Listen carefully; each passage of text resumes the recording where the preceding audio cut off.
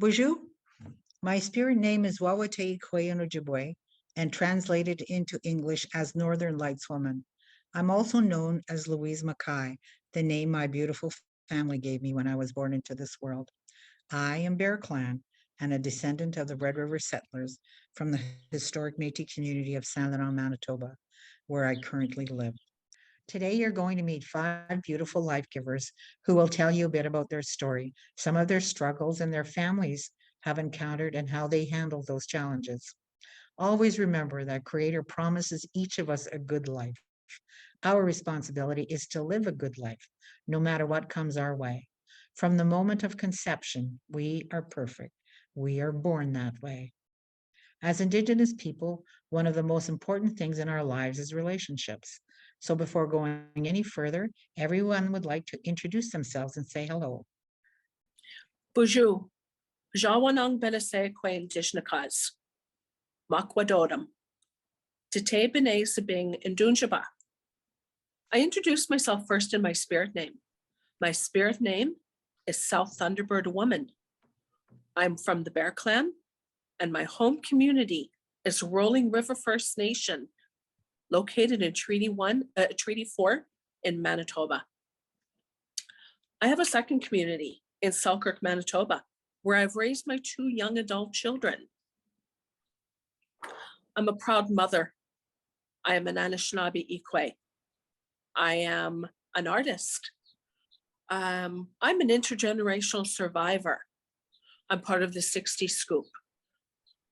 The 60 Scoop, I like to explain it as a federal provincial policy of forced removals of Indigenous children from their families, from their communities, resulting in loss of heritage, culture, and loss of language.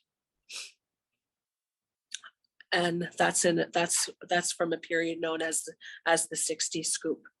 So one of the things that happened during that time is the results of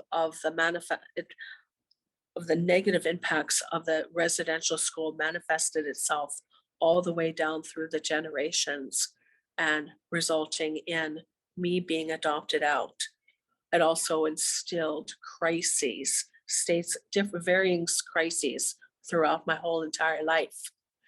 And it also impacted my parents and my parents' ability to parent. It also affected my ability to parent. As a result, when my children were growing up, like early childhood, we were in different states of crises. As a result of that, my children had difficulty entering school. As a result of that, a label was put on one of my children. As a result of that, my child's spirituality, those gifts that he was born with, and they weren't allowed to flourish. Just like me, when I was growing up, my gifts weren't allowed to flourish through me because of the crises. So that's one of the things that I want to focus on, because a lot of times when we are giving these labels, it makes it so that our whole selves isn't able to be presented in all its glory and all its intensity and all of its beauty. I just want to say thank you for everyone being here, and I really look forward to spreading these beautiful messages. Miigwech. And with that, Cheryl. Thank you, Louise. Hello, I'm Cheryl Peters. I grew up on a farm in Métis lands in southern Saskatchewan, north of Swift Current. My mother is Ukrainian and my father is German and Scottish. I live, work, and play in Treaty 1 land, Winnipeg, the traditional meeting place of Cree, Anishinaabe, Oji-Cree, and Dakota nations, the traditional lands of Anishinaabe people, and the homeland of the Métis Nation. Today, I'm coming to you from Treaty 7 territory, the traditional territory of the Blackfoot Confederacy, Kenai, Piikani, Siksika, as well as the Tsuut'ina Nation and Stoney Nakoda First Nation, and the Métis Nation of Alberta. I'm here today because of the relationships with these wonderful, strong, and powerful, beautiful life givers here, and the people and experiences that came before. I work with MLPD as a project coordinator, and I'm so grateful to be here with you today. And with that, I'll pass this on to Melissa.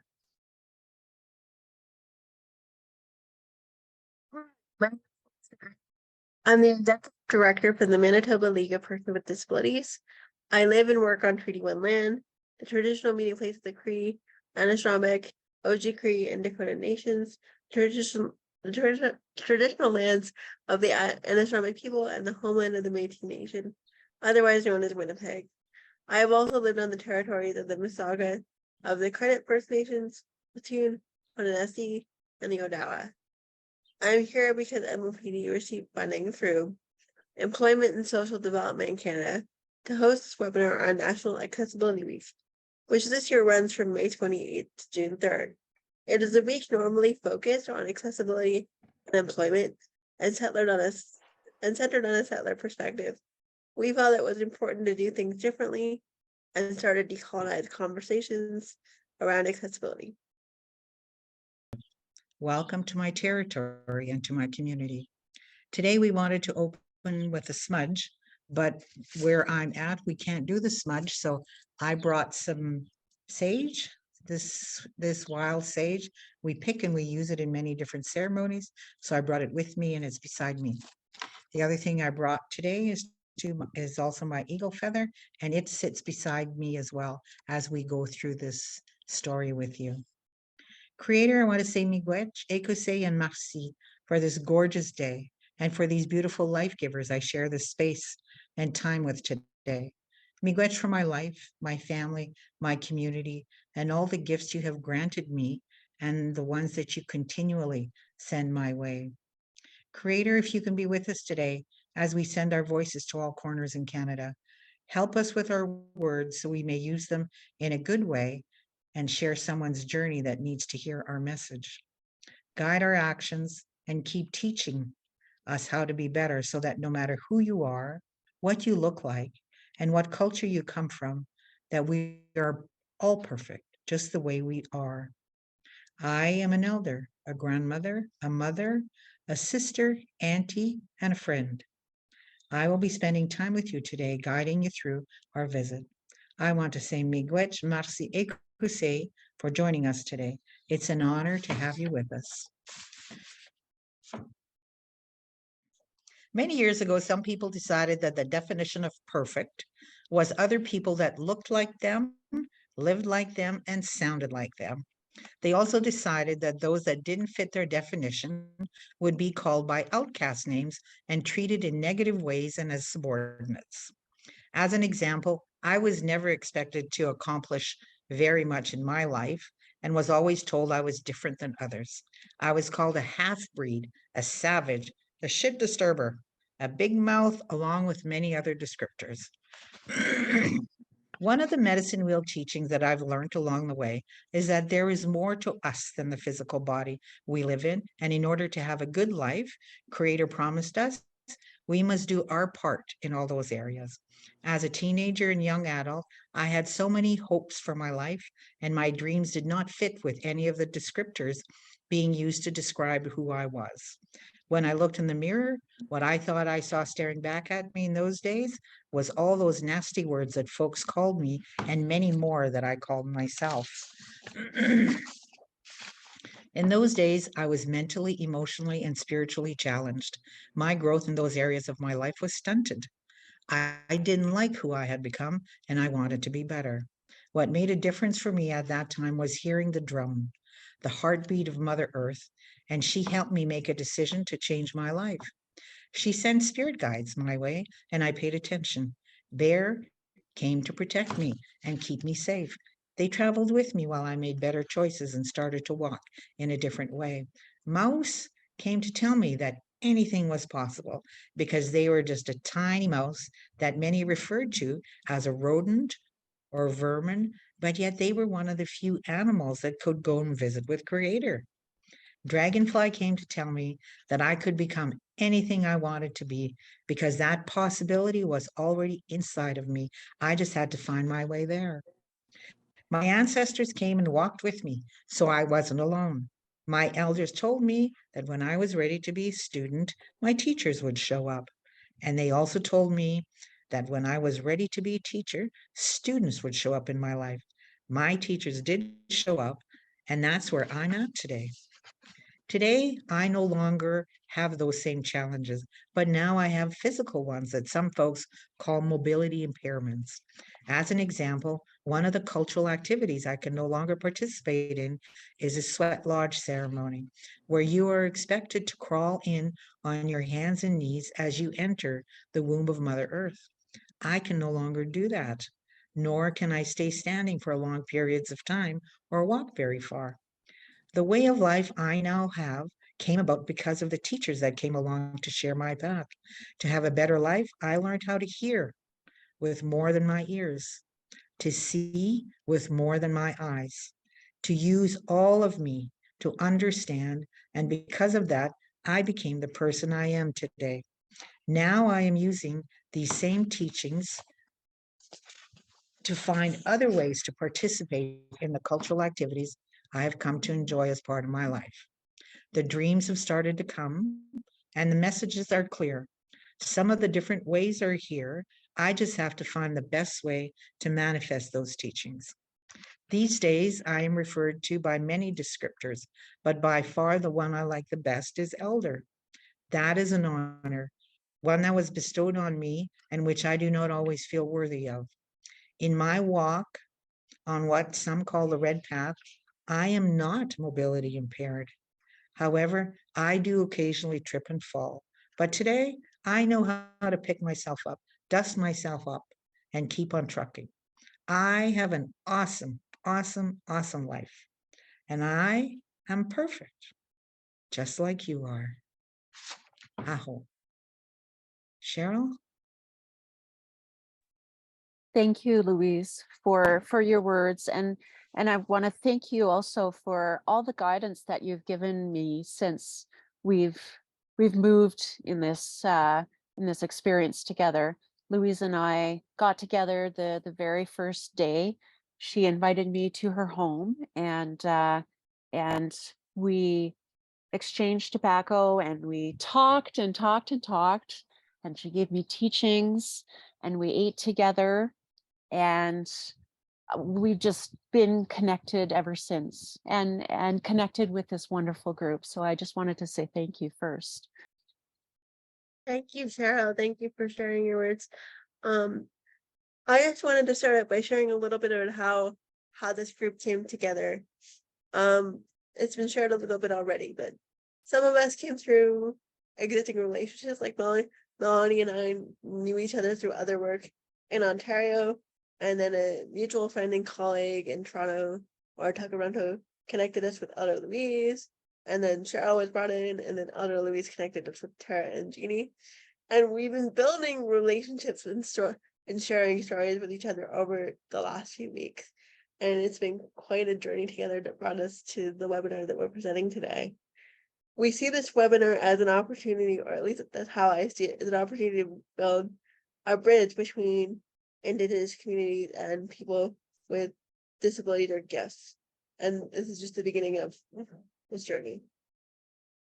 For myself, I'm not what you would consider a typical executive director. I come from a grassroots activist background, and I've been working towards accessibility, inclusion, and social justice for over a decade. I received my first electric wheelchair when I was 5 years old. I grew up in a rural area, and my family had a lot going on besides just me. It was made clear to me at a young age that I was going to have to adapt myself to an inaccessible world rather than it to me. These days I would disagree with that statement, but I think it's still what many of us are told. The reality is that this world has space for many different kinds of people. Later, when I came into adult life, I saw people around me that were looking to change the way things are and make things more inclusive in people. And this, for me, just seemed like where I belonged. I've been really fortunate in my life to work beside others in both Indigenous and disability communities who lit up the direction of my path. Sometimes this has looked like sharing stories of people chaining themselves to buses to make a statement for accessible transportation, or organizing their peers to get out of institutions. Other times it looked like setting me straight on my settler ways and make sure I understood how much I did not know. Disability for me is a label that has privileged me in a way that it has not for many people. It is a significant part of my identity, both professionally and personally. This is much easier for me because I'm a white settler person. When I disrupt power, I do it with a face that looks similar to theirs. I'm a comfortable disruption. But doing the work in this way has left so much out. It took me a long time to understand how harmful disability can be when it's imposed upon you by people in power who take so much from communities. It is a label used to exclude more often than include. I think many people I have worked with in disability organizations forget about the other side of that label, and in fact, we're encouraged to under colonialism. It's so much easier to divide us all if we just don't look at what's around us. It's also easier just not to do the work of decolonizing our organizations when there's so much else to be done. Often when I share with other disability organizations that I have built relationships with Indigenous people and communities through my work, their response is something like, "Oh, that's great. We really need more Indigenous contacts. Can you share those with us?" And then they're puzzled when I say no. Relationships here are not transactions. Business cards from people are not playing cards just to be passed around. I'm still learning a lot about building those relationships, but I know they take trust, time, and vulnerability, and it's important to honor that. It's going to take us a long time to build this bridge. And I think it's important to remember that among the first bricks of the foundation of this bridge, a few were laid by those in power, those who sought to isolate and make invisible both of our communities, and those who set the terms of our those who try to set the terms of our inclusion. At the very least, they lit the fire to make those bricks. I hope with the bricks that we've laid in this conversation today, and with new bricks to come, we can build in a way that we never thought possible. Thank you, Miigwech. Thank you, Melissa, for sharing. And I want to share a little bit about my family, and in particular, my son. I was born and raised here in Winnipeg, Manitoba, and my mother and my grandmother and those generation lines, including mine, were all directly impacted by residential school by attending them. In my generational line, there are a few of us that didn't go to residential school, but we were all raised in a family of survivors. And I'm very fortunate, that because of the, the love that my grandparents had, it resonated throughout our family and kept us together with lots of family gatherings and caring for each other, even throughout some of the pain and hard times as they journeyed and as we journeyed our paths after residential school. So I will use, when I talk about my story, I'll use words such as we and I and our and me. And it's really just because of how we look at how our son is raised. Our son was gifted to me to be his mother, and he joined his father and his 3 older sisters. When he was born, there was lots of medical interventions, and he stayed in the hospital in the neonatal intensive care unit for 3 months. And afterwards, he continued to receive the best possible medical care that's available to him, and that continues to this day. When he was born, our goal was to bring him home. That was what we knew he needed to come home and to be surrounded by the love and care of all of us. It was very uncomfortable with feelings of fear and confusion in understanding his medical needs and how that would impact our lives. We knew within our family he would be surrounded by love, acceptance, care, and a life where his needs were met. Our fear was always around what the world would be like for him. Would he experience the same love and acceptance the way he receives it at home? So, what is home? Home for us is a place where there's a sense of belonging, where there's faith, where there's trust, where there's prayer, and there's pride. And we all do our part to take care of each other. No matter what age, there's a responsibility to work together and to survive as a family. These values are often challenged as we walk through each day, and the way the world works is challenging as the expectations and the systems that are created don't always support the needs of the gifts that we carry. Ceremony and practicing culturally based activities are things that we have always enjoyed as a family. And now we say we enjoy them when we can. We have to adjust and accept what's possible and what's practical for our family. We do that by building good relationships because it's important in extending the knowledge and connection to the gifts that our son carries. He carries a beautiful brilliance that is not always understood. This misunderstanding can cause feelings that can be so confusing and harmful. He takes a lot of time to accept things, and when he does, you can be sure that he knows every single thing about it. One of the things that we love to do as a family is we love to attend ceremonies and cultural celebrations. I'm going to talk a little bit about our experience with dancing powwow. The sound of the drum is healing. It's often described as a heartbeat that syncs with our own when we listen to the spirit of the drum and the songs that are prayers. The drum can be heard during times where it is festive, where it is mournful, where it is playful, and also empowering. For my son, the sound of the drum and the hustle and bustle of all the people was very overwhelming. He would cover his ears, especially if the sound of the drum would be amplified by speakers and echoed and bounced off the walls of an indoor venue. Living in the city, opportunities to participate in powwows were mostly in indoor venues. Every year we tried to attend our community powwow in George Gordon First Nation, and that was outdoors.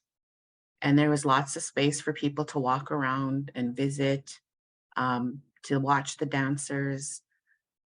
And that was an environment that he was able to learn more about the powwow and where he was engaged and able to listen, I guess is a good way, to what we had to say about what a powwow was, what the drums were, what the different styles of dancing were, what it meant. And he became interested. He loved being on the land. He loved, being outside and also being with people. He struggles with being with people. He can feel very shy and often doesn't know what to say when he's asked the question. But once he finds that connection with you, he will study everything about you and know things like your birthday, your address, your treaty number, and all your siblings. He's a very, very detailed person. Later in his life, I took him with my mom. We went to a community powwow in Ontario, and we were walking around and looking at the different crafts and different things that were for sale, and he found a little outfit, and it was and it was a little regalia, and he wanted it, and so I was able to buy it for him, and from that moment on, he would not leave the arena. If he and he was so interested and so proud of his regalia and of dancing, as long as I was right beside him. So so from that time on, we went into, in Winnipeg, we were connected through a program through the University of Winnipeg called Wichiwakanak. And it's a program that, develops different types of activities and experiences for kids. And he had been involved in a couple of things, such as like a math camp, YouTube classes, but they always had a powwow club, and that powwow club ran every week. And we started going to it. Previously, he didn't enjoy the powwow club. And but once when he had his regalia and he started dancing, he was very interested in learning how to dance and learning how to be a grass dancer. And so we attended powwow club with him, and we continue to attend powwow club with him. And he is connected, with the singers and the drum group and the people who run the program. We also were able to participate with the large cultural gathering here in Winnipeg over the last 2 years. And I had come across, a request to, to participate and be involved. And I asked them how, we want to participate and we want to be involved in a way that supports children. And they, and I was told, they really want to honor and include people who live with disabilities. And the way that they thought to do that was to have a special for them, and a special and a powwow is exactly what, what is something that honors something. So they, there's time taken to honor whatever the special is about. And in this situation, they wanted to have a special that honored children and adults who live with disabilities. And so we participated, and when it came around time this year, we asked the powwow committee if we as a family could sponsor the dance, which means, we provide the gifts and we say the words and have, and we invited all, people of, different, who have many different gifts, and that sometimes those gifts don't always allow them to be included in things like competition powwows, or sometimes even being in a powwow where there's so much activity. And as a family, we talked about, how would we present this. One of the things that they asked us to do was, to think about, what the name for this special, because they didn't know what to call it. And on the program, it was called a disability special.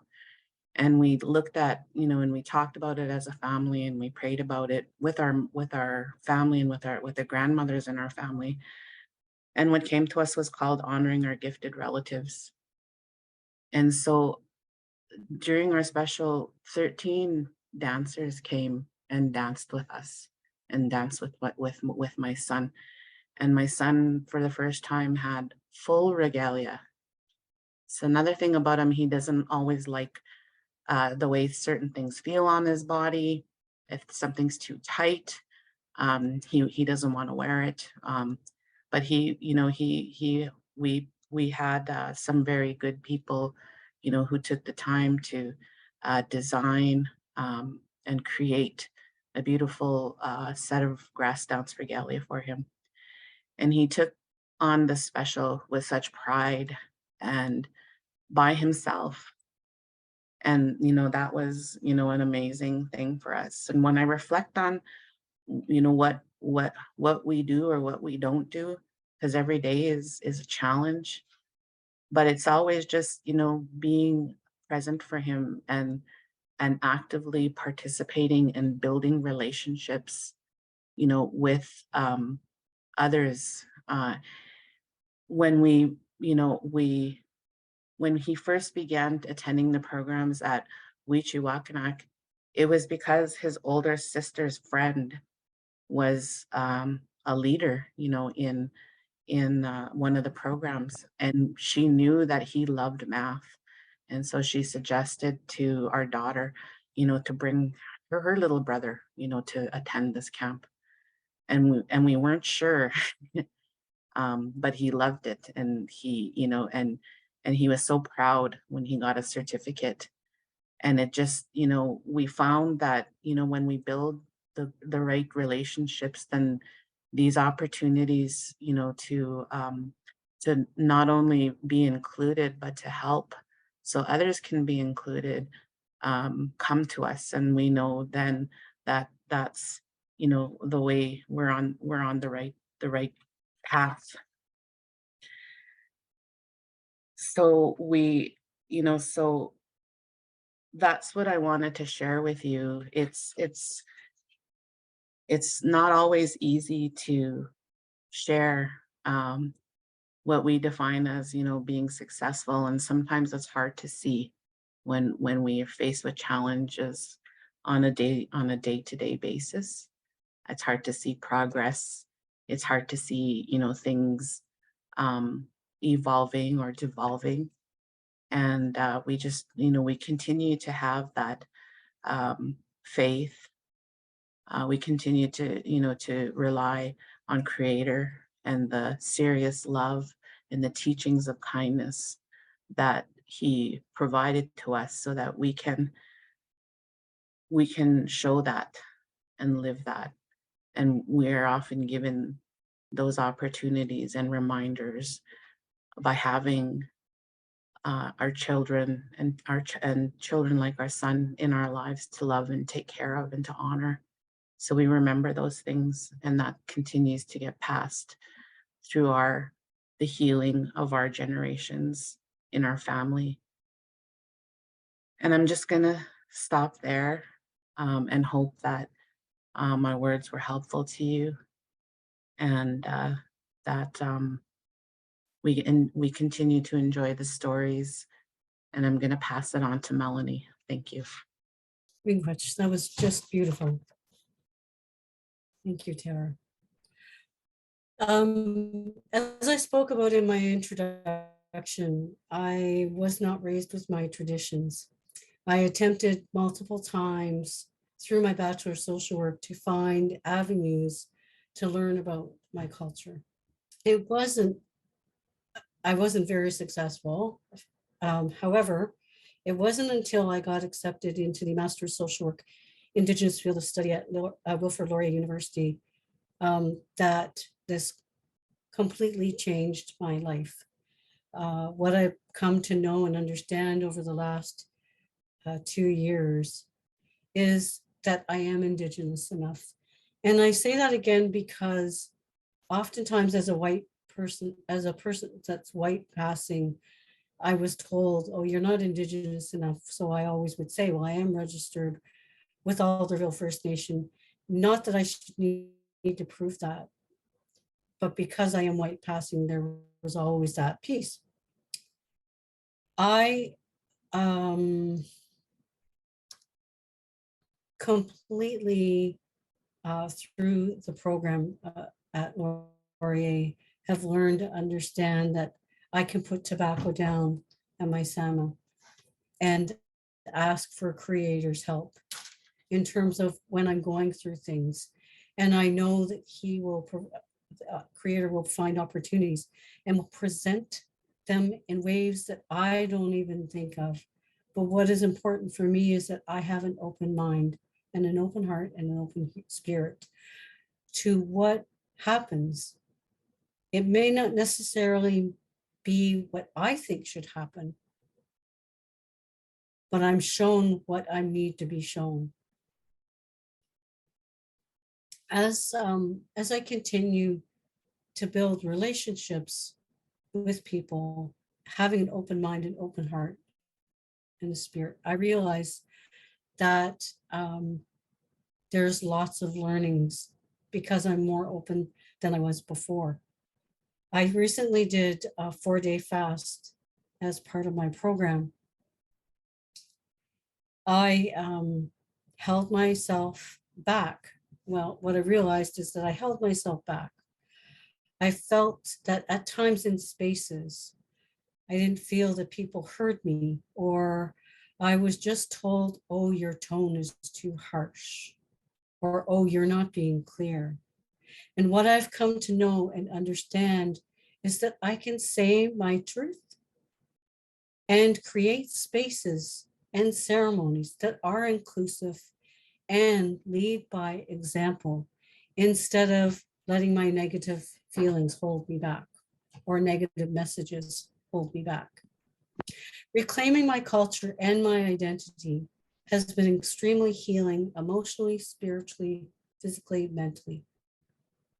I know I'm not alone in this process and this experience because there are many Indigenous peoples that are blind and experience other gifts. During my 4-day fast, I also had many questions to ask Creator about my personal and professional life as a kokum or grandmother or friend. And this 4-day fast experience told me I am enough.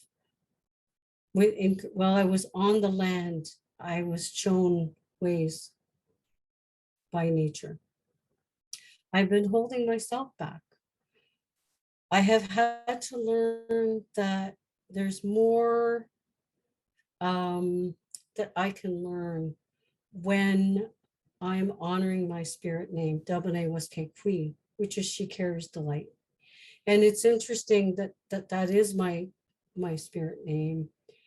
And I have a responsibility with that name.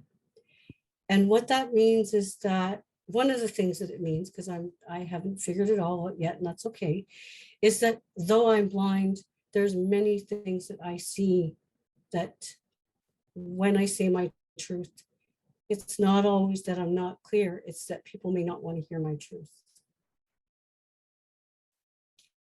She carries the light is that my responsibility is to create a world that is inclusive for all. And this means that when someone, for example, wants to attend a powwow, that I do what I can to ensure that they are supported by helpers.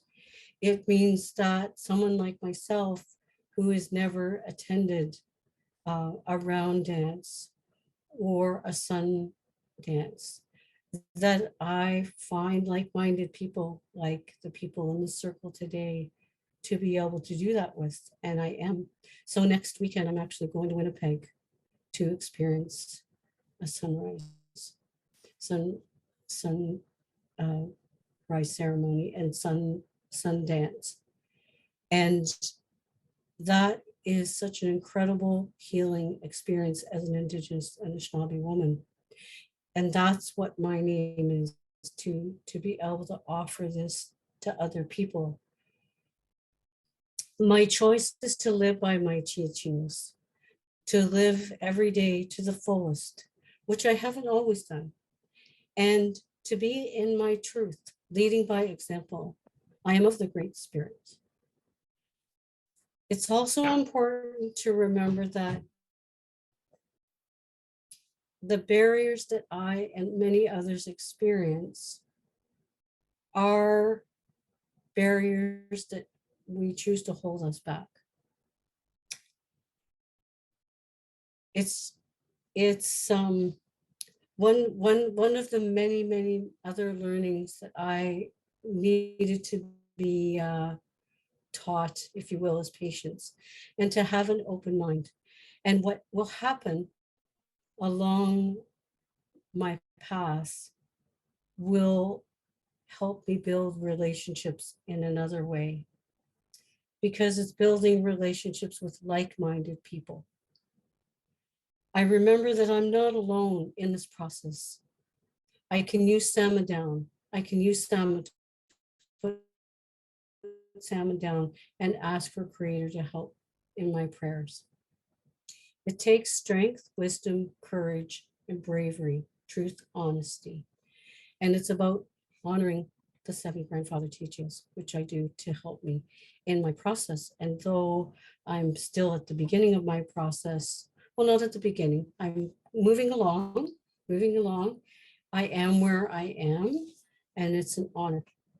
Thank you much. And I pass it to Jeannie.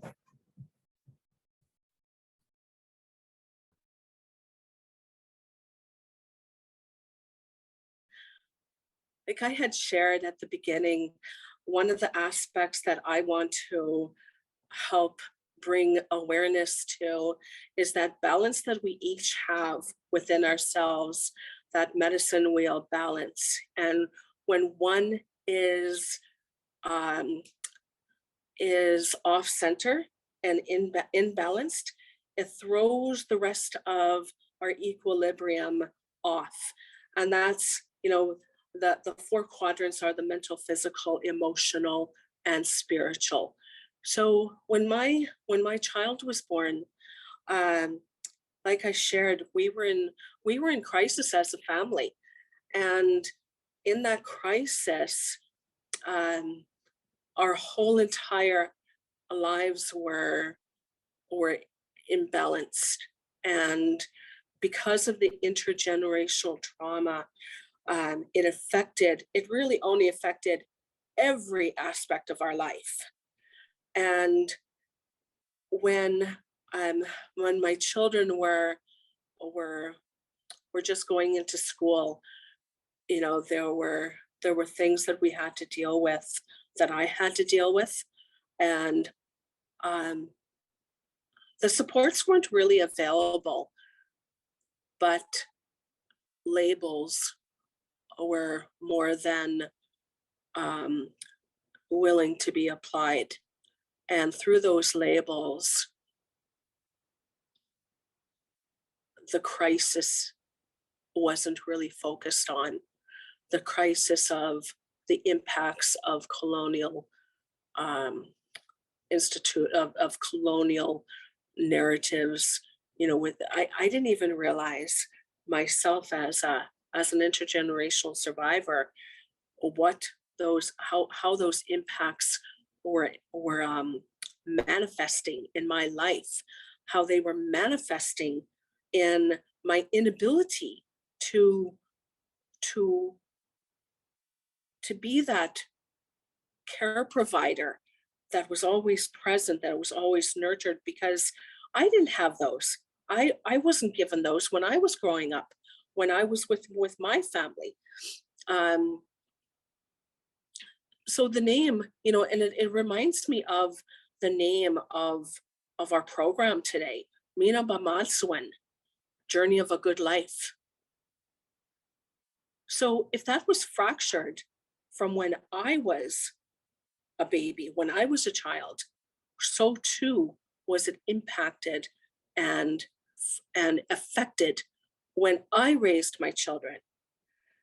And then if you kind of look at it in an ebb and flow kind of way, the way the system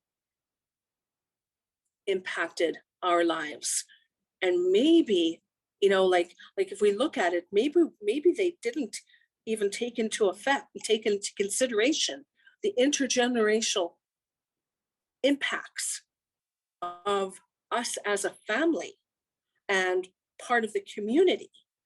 They weren't looking at that. They were more looking at the cognitive delays. But then looking back at the way I was raised, at how much crisis there was when I was a baby, when I was a child, you know, I kind of reacted, and I kind of was the same way as my child was when we weren't given those supports, just as my family, my parents weren't given supports. So we didn't have what we needed to live that life, live that good life. Mino-bimaadiziwin. But you know what was ever present? That spirit within all of us. You know, my ancestors, my parents, myself, my children, my children's children, my grandchild, my granddaughter. We have strong spiritual identities as Anishinaabe people, and so my son, I feel that my son was a gift to me, not only as a mother, but someone who he chose, his spirit chose to come to me to be my child, to be his child. He came to heal me, and he came so that I could recognize the gifts that I have as a spiritual Anishinaabe Ikwe, as a spiritual Ojibwe woman. So one of those things that he came, that he presented was, he gave me direction when he was 13 years old. And this is in the midst of school, you know, where he's had this IEP, individual educational plan, and you know, and we're just trying to navigate, and we're trying to survive, and we're stabilized, and we're more grounded. I have more supports. I have the supports mainly through the traditional teachings, through the total immersion of cultural teachings from Indigenous elders and from beautiful lodges. And so one of those things that we did was we go out and pick sweetgrass, and I would bring my children along with me, and we would be out in the fields picking those sweetgrass. So that sweetgrass, we have it here, but it's ground, and usually, you know, when it's not ground, it looks like long strands of grass. They're shiny and they flow really beautifully in the wind. So what that teaching is the sweetgrass is the hairs of Mother Earth. So, and no matter how much it bends and how much it's stepped on and how much rain comes down and wind blows it down, it always rises up and it never breaks. So we think about those when we braid those into 3 strands.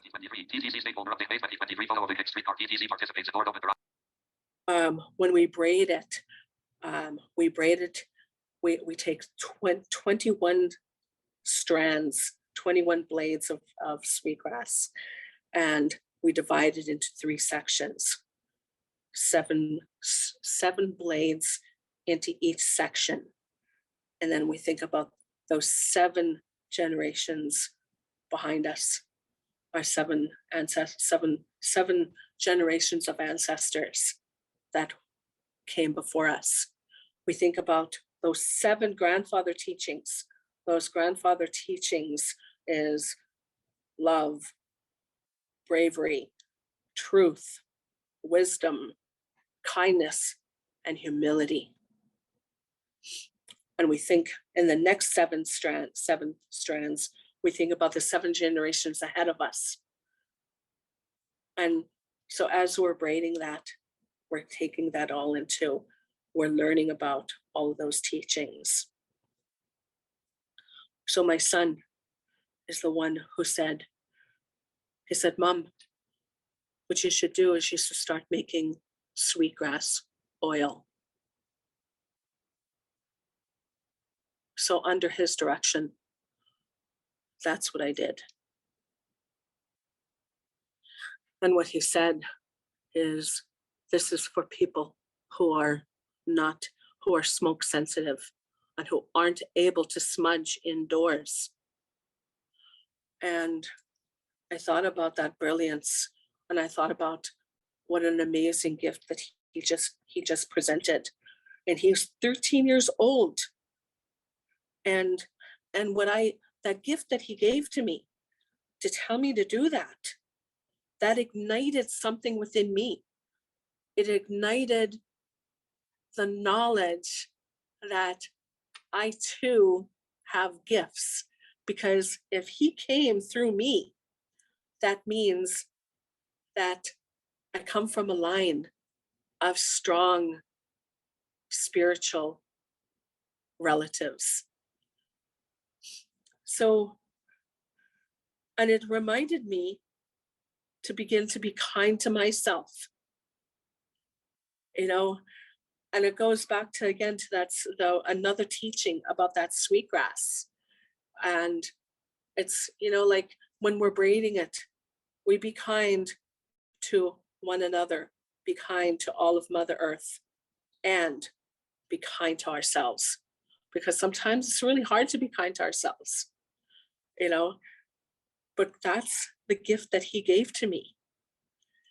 And, those are those teachings. Those are part of the teachings that lead us to that life of Mino-bimaadiziwin, into that journey of a good life. So, those labels of a disability, that's only, it's not, it's a fraction of the understanding of who our relatives are and who our loved ones are. And really, those gifts and those, it's a fraction, of who we all are as whole individuals. And I just want to really, I want to acknowledge, all of our relatives who are experiencing, feeling that they're not enough. You know what? Just like my children, they are perfect, they are spiritual, and they are whole exactly as they are. And so am I, and so are you. So, miigwech, miigwech, miigwech, miigwech.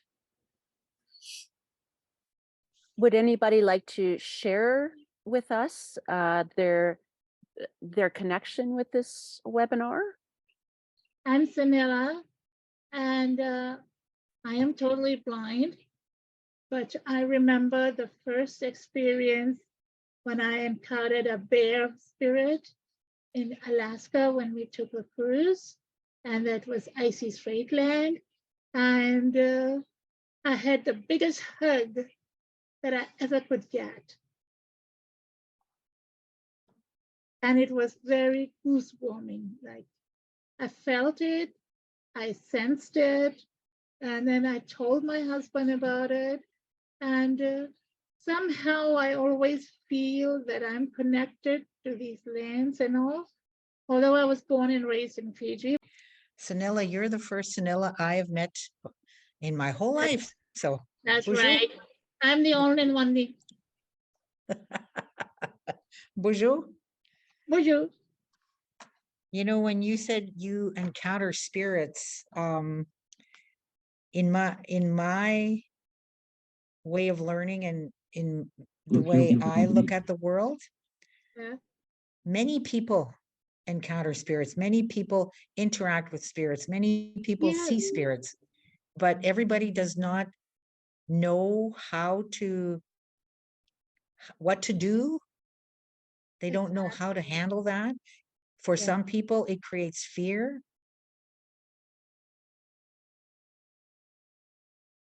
So I was very happy to hear that you, how you dealt with it. Yeah. Well, I never get afraid because I know they're here to help and they're here to give me the message. And that's the communication I get. It's like an ESP. They don't talk, but you feel. You know, Sunila, you said you were blind. Yes, You're telling me that you cannot see with your eyes? that's correct. Well, I have a feeling that you can see very well. You may not be able to see with your, Internally, yeah. you may not be able to see with your eyes, but there are many ways to see. This is Melanie, what did I- you want to jump in here a little bit? I think you're both doing a great job, and yes, I can understand, Sanella, that some people would say it's an internal vision. Yes, it's how it fits for you, and yes, I definitely agree that we see in many different ways rather than visual. Like what you're Exactly. sharing, I love Lori. Miigwech Sunila, never be afraid of spirit. Oh, never. And I always say, thank you for visiting me. That's the best I can do. Good. I'll just pass on a teaching to you about bear. One of the, Yes. when you think, What when you, is it? when you think about the bears in general, and you Yes. think about a mama bear, everybody in the world knows you don't mess with a mama bear. Okay. Mama bears protect their babies. They go to the nth degree to protect their babies. So that's one of the things that we like to remind people about as far as some of the qualities of bear. The other thing, I am Bear Clan, and when I decided to change my life, the bears came. The bears came, and as I walked through this world, I had the white bear on one side, I had the black bear on the other side, and then the brown bear beside that, and the cinnamon bear behind me. And they walked with me for 3 years. 3 years later, I was going to a ceremony, and I looking around, and my bears aren't there. And then the white bear is far off my left, and you know, I wondered about that. And in the ceremony, what the bears told me was that they are always with me and they will always be with me, but they do not always stay as close to me as when they first came, because when they first came, I needed them. I needed them to be there for me. I needed that protection. I needed their understanding and their teachings. And as I grew and changed, they moved away. They didn't need to be as close to me as I needed them to be in the beginning. Exactly. This is how I feel, as if like people come in your life for a reason. And then when that is finished, they're gone. I went through CNIB when I first came to Canada. There was this lovely lady, Joan Kazan. She was a volunteer. She used to help me grocery shop. And later she passed on because of breast cancer. And she kept on coming in my dream till I came to know that she's no longer in the world. Dream time is another thing. Many of our ancestors, many of the teachings that we have come through dreams. And again, our responsibility, the same as the teachings that come to us through the medicine wheel, are that dreaming is part of our life. And sometimes our messages from our ancestors or from Yes. our spirit guides come through our dreams. So when dreaming happens like that, pay attention. Yeah. The other thing I noticed, this power or this feeling took a long time to develop. These things, is getting stronger and stronger. And then I want to really, really go to this powwow. I've been telling my husband, I want to go to a real powwow one day. Melanie has been wanting to come more to ceremonies, and Melanie is coming to Sundance. She's joining us in Manitoba next weekend, and she is I'm coming in to Sundance. Toronto. She's in Toronto as well. Okay. I think this segues really nicely into a question that we have on the chat. Steve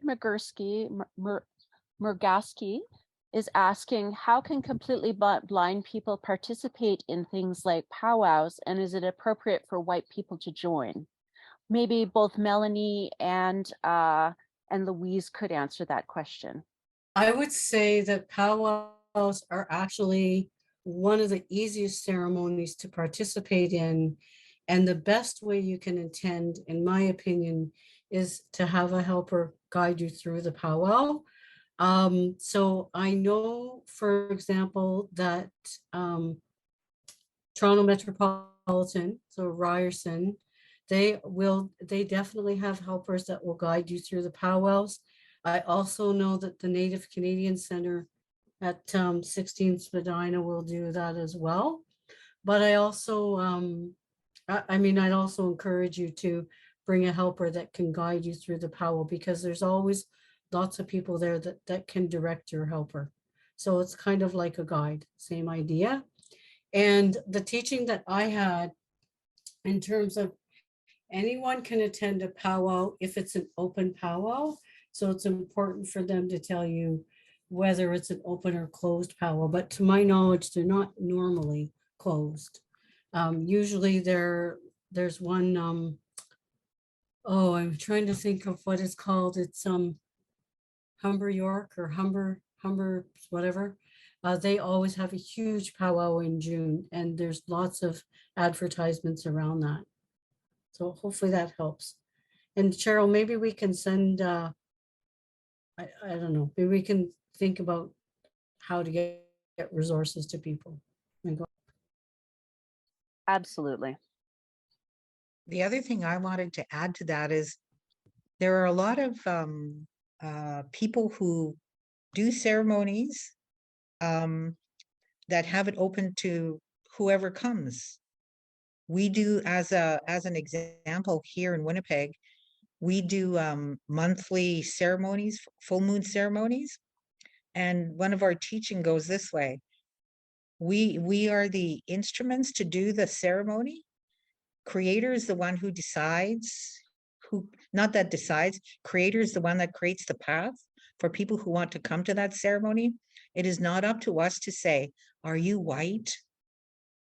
What color are you? Or, or are you under the influence? Or that is not up to us to ask. What's up to us is to do the ceremony. So, yeah, we don't ask your color. And there's also another question in the chat. Are there teachings about how to encounter ableism as a form of hatred? There's so much love in this talk, but sometimes in institutions, there is so much hate. Are there teachings on how to address that? And then I also want to read this other one in the chat. As a person with a chronic illness and physical disability, I really have appreciated this discussion. I'm working towards self-acceptance and growing love for myself as I am, and I am finding that the Indigenous perspective on disability is helping to reframe my thinking. Miigwech. Did someone else want to jump in here? Tara, Jeannie, maybe? Melissa? So one of the things, thank you for that question on those teachings, about when you're encountering that those mean spirits. And so one of the things that has been taught to me, that every experience is a teaching, and even those mean spirits, there's a teaching within that. There's a teaching because we can make a decision to lead by example and to not continue that energy of hatred, of being a mean spirit. We have that choice, that we have that free will to decide to do things differently. And also in saying that, another one of the teachings is to be led by the 7 sacred teachings. Sometimes they're known as the 7 grandfather teachings. And but for myself, I've learned to call them the seven sacred teachings. And those are the teachings that I had mentioned, the kindness, the love, respect, kindness, humility, courage, and wisdom. So each teaching has a spirit guide that is representative of those teachings. The teaching of love, unconditional love and kindness, that's that spirit of the eagle. The one that you're talking about, that kindness is being kind. Luis, help me out there. Which was that one with kindness? No, I guess that would fall under love, correct? You know what? I'm blanking out here, Jeannie. Yeah. Well, again, that I'm sure that falls under that the message from the eagle, unconditional love and kindness for all of Mother Earth, for all of the people, for ourselves, for Creator, and then also, to carry that teaching of respect. The respect is represented by that spirit of the buffalo. Respect for all of Mother Earth, respect for, family, for community, for yourself. So that's the teaching that I would that falls under the teachings that I've been given. Regrets, Jeannie. Tara, did you want to add anything here?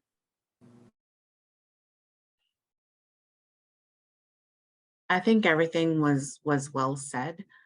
I think sometimes it is really difficult, when challenged, by other systems and institutions where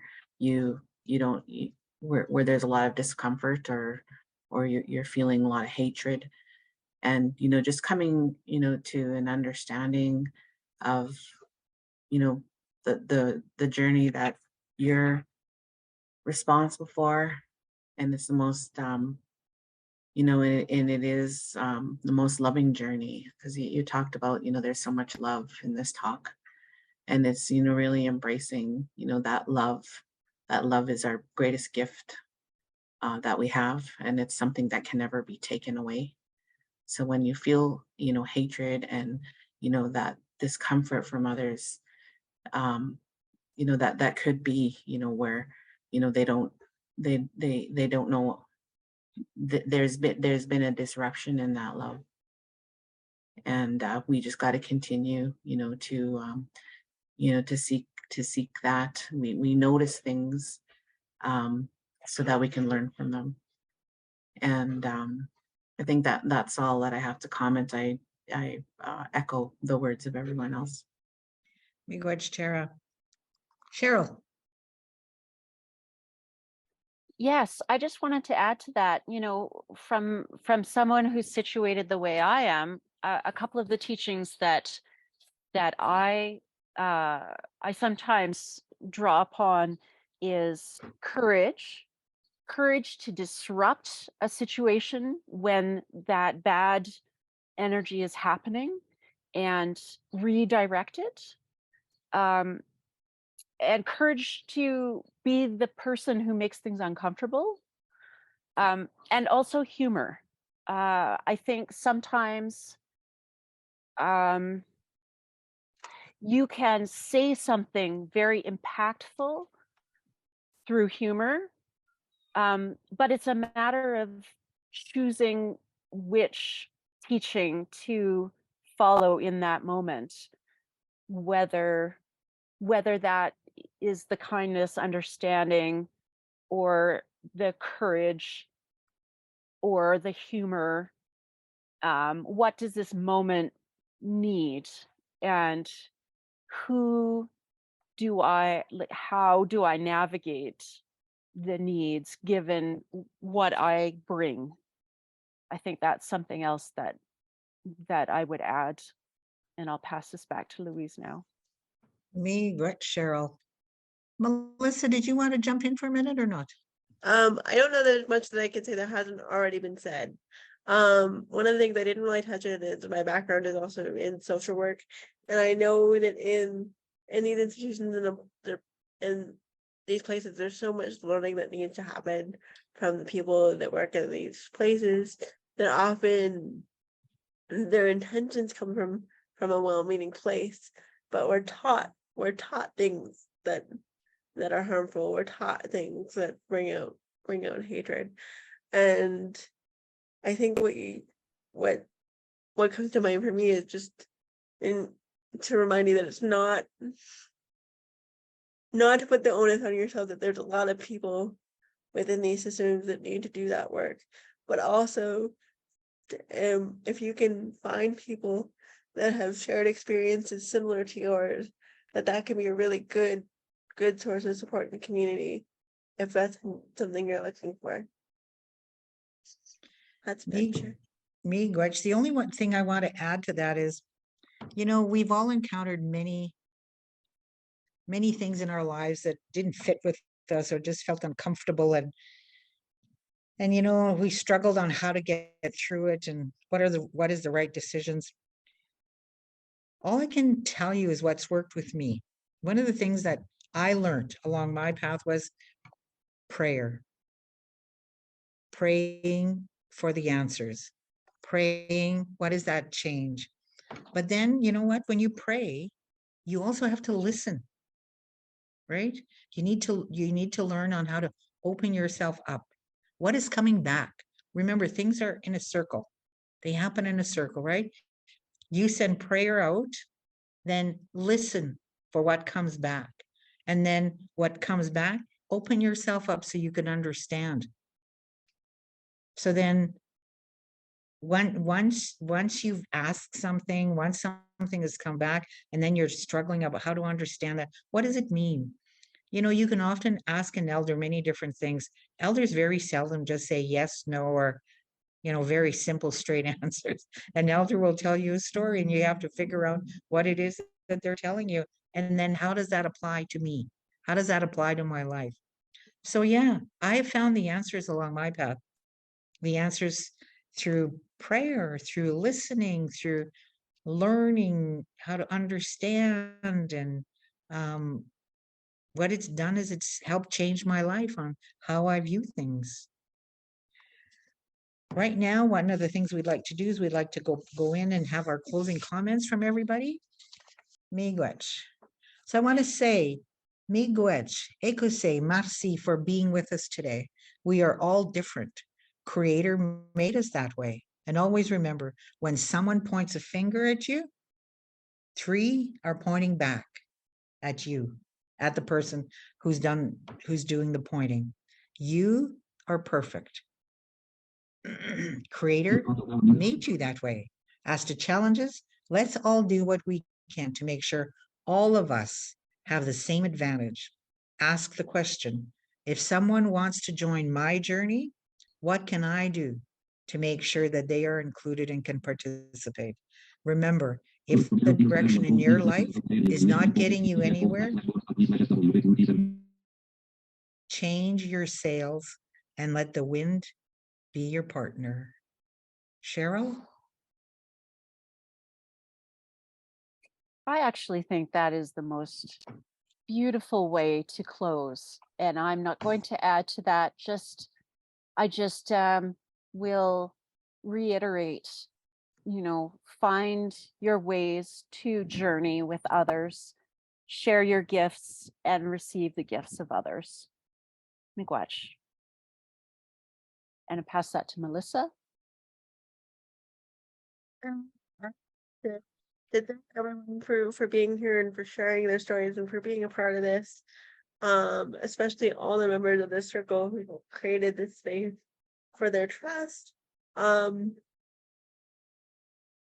MLPD, we're just a part of beginning this conversation, and many of us have a lot of work ahead of us to do to continue this work in a good way. If any of you here are part of an organization that's starting on this journey, I encourage you to keep going, and for all of us to remember that we're a stronger and more beautiful, resilient community when we include everybody. Thank you, Miigwech.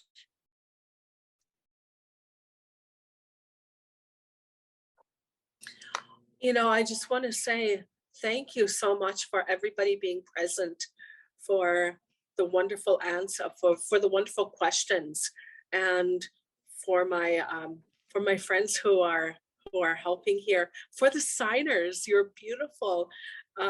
Thank you so much for the part that you're playing here. It's significant, and it's so important. And I'd also like to thank all of our spiritual helpers that are present here and who are helping to carry this message into levels that we can't see, that we can't hear, that that we're not even aware of. And like our friend Melanie had said, we're going into Sundance next weekend. And what I want to share is that I will be bringing these prayers to the Sundance Lodge, to our Tree of Life. And I want to make those offerings. And I want to do that sacrifice by igniting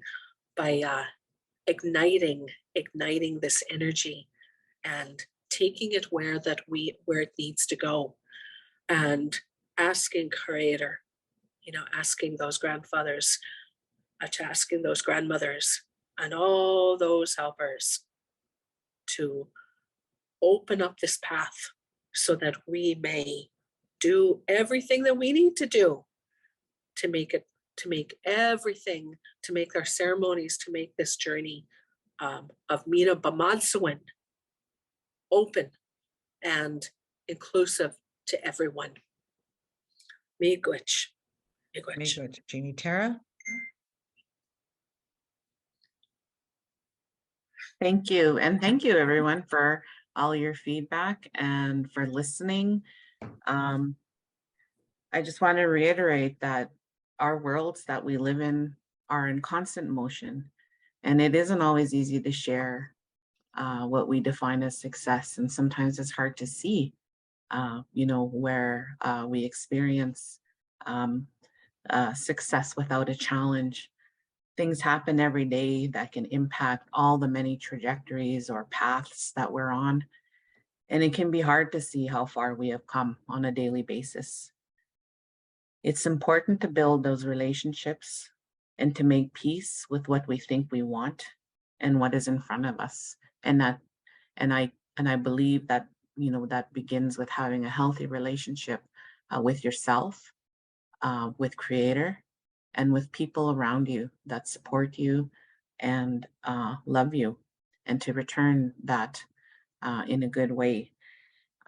This is my first time presenting on a topic that is so personal, and I'm very happy if I was able to touch anyone, challenge anyone, or comfort anyone. And this has been all of those for me. And I'm very glad and thankful for the group of us that worked hard to present our stories to you. So thank you. And I hope we see each other again soon. Miigwech, Tara. Melanie? I just want to give gratitude for everyone that attended the webinar, and I'm really excited to get the recording and hopefully share it far and wide. I know many people couldn't attend today, and I'm just really grateful for all the conversations that we've been able to have today, especially around inclusive spaces and understanding the importance of reclaiming our indigeneity and gifts, and how when we do that work and we can do it in a good way, then we can be healthier and more balanced peoples. And that's what we're meant to do. So again, bon appetit to everyone, and thank you for attending. Miigwech, Melanie. What others call challenges, issues, or problems, I have come to know them as gifts. Many people strive to be the best and call their choices best practice. How about switching that around to being the leading practice and lead others by what you do and how you do it? Once again, I want to say miigwech, merci, and ekuse for joining in our journey today, for all the ones who tuned in and for the life givers who shared their stories. Aho, miigwech, hi, hi.